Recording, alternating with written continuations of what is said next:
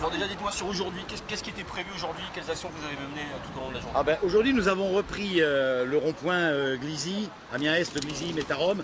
Nous l'avons repris, nous avons constitué un barnum qui n'existait pas depuis le début du conflit. Et nous allons maintenant être ici, une espèce de permanence jusqu'à nouvel ordre, où nous accueillons les automobilistes et les Amiénois.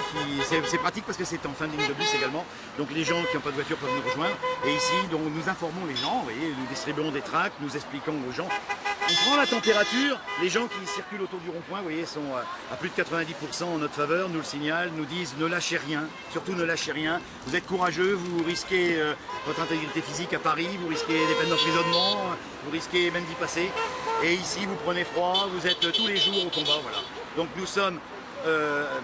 nous avons besoin de l'opinion publique. Nous avons besoin, c'est notre seule force. Les autres en face ont une armée de fonctionnaires, des élus, des députés, des sénateurs, des préfets, les moyens de faire la loi, des milliards à distribuer ou pas. Et nous avons que notre bonne foi, notre courage et l'opinion publique qui nous comprend. Pourquoi vous me disiez tout à l'heure, ici c'est le vrai visage plutôt qu'à Paris, les Gilets jaunes? À Paris, c'est l'insurrection. C'est symbolique, Paris. La Commune de Paris, la Révolution de 1789, etc. C'est normal qu'à Paris ce soit tendu, c'est normal qu'à Paris ce soit compliqué. Ici, c'est bon enfant.